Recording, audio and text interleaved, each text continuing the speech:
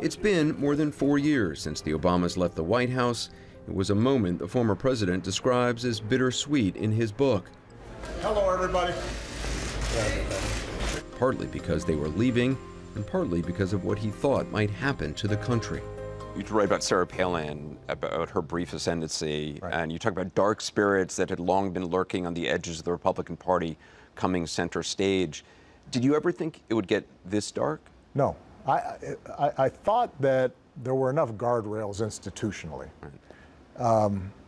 that even after Trump was elected, that you would have the so-called Republican establishment who would say, okay, you know, it's a problem if the White House doesn't seem to be concerned about Russian meddling, or it's a problem if we have a president who's saying that, you know, neo-Nazis marching in Charlottesville, they're good people on both sides. You know, that's a little bit beyond the pale.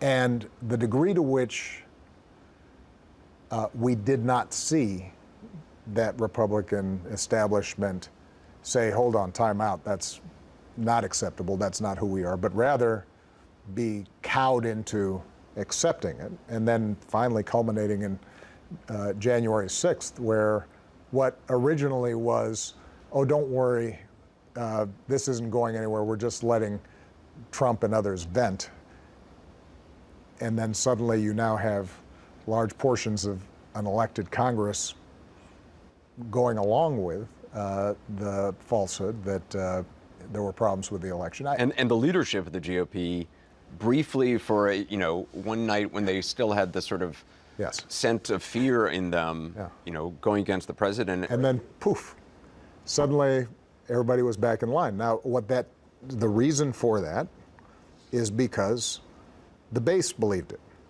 The base believed it because this had been told to them not just by the president, but by the media that they watch.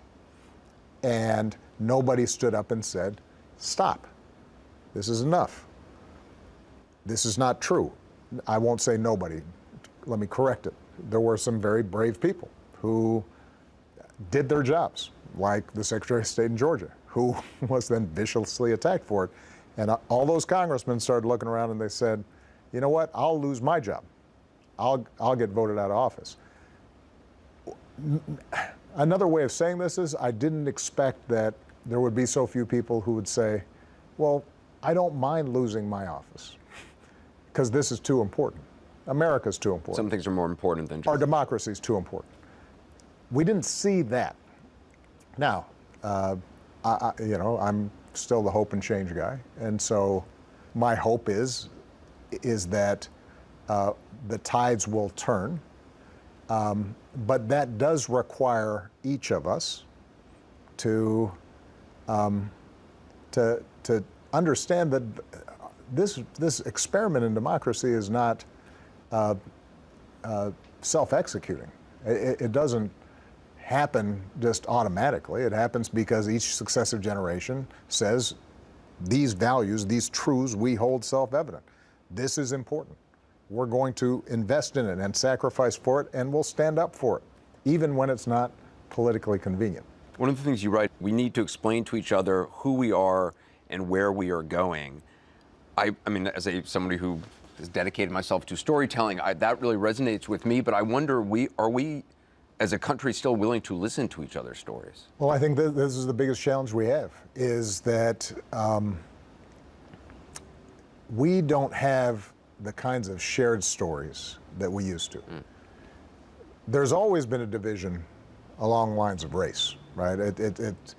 We have 400 years of whites and blacks not being able to have shared experiences because of slavery and segregation and so forth.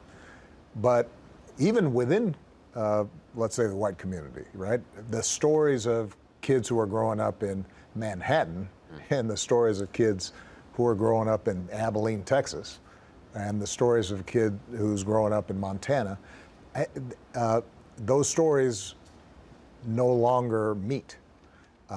partly because of the segment, the siloing of the media, the internet, entertainment.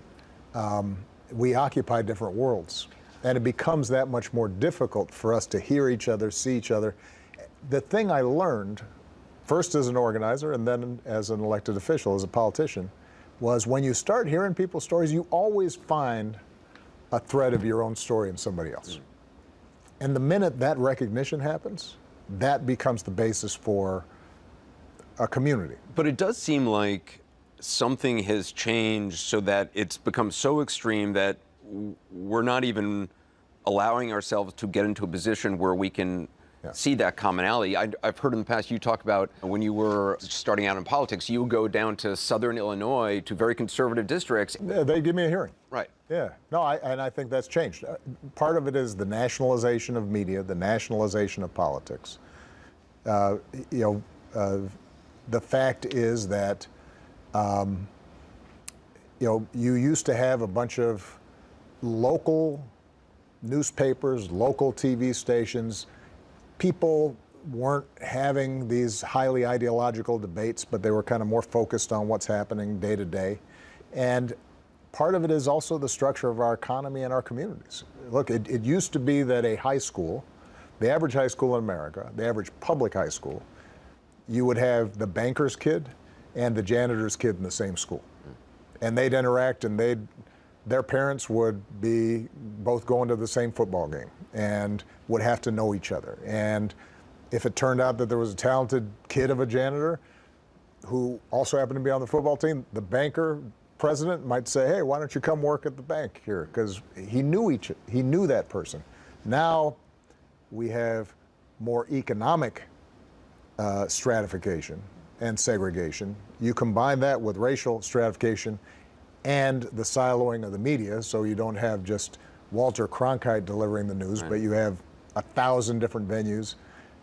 All that has contributed to that sense that we don't have anything in common. And so much of our work is going to have to involve not just policy, but it's also how do we create institutions and occasions in which we can come together and have a conversation. In Promised Land, you write, our democracy seems to be teetering on the brink of a crisis. Since you wrote that, there was the attack on the Capitol. Yes. You got the big lie being pushed continually by not only the former president, but Republicans in Congress. Right. Are we still just teetering on the brink, or are we in crisis? Well,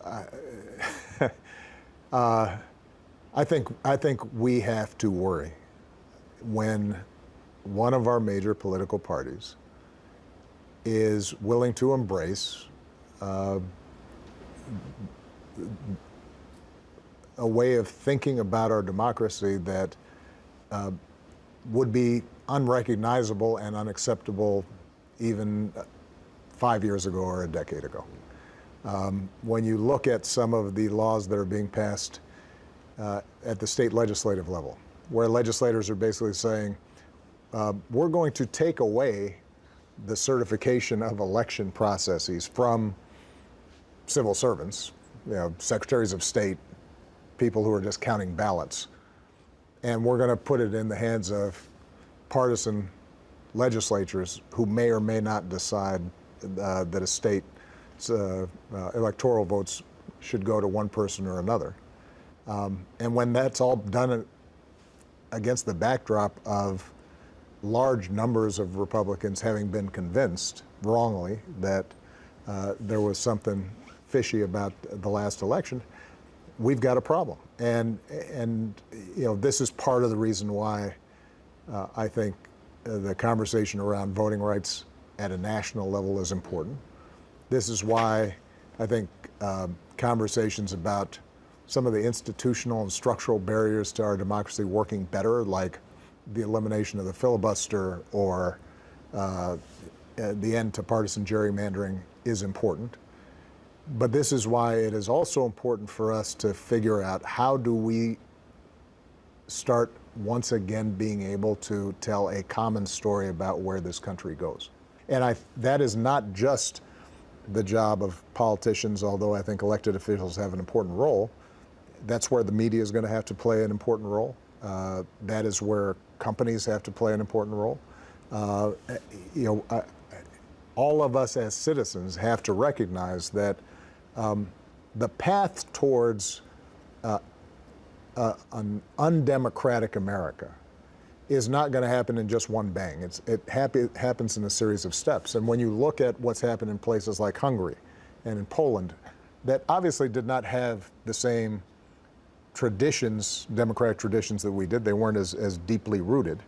And yet, as recently as 10 years ago, were functioning democracies, and now essentially have become democracy doesn't always authoritarian. die in a military coup. Yes. Democracy dies at the ballot box. That's exactly right. And Vladimir Putin gets elected with a majority of Russian voters. But none of us would claim that that's the kind of democracy that we want.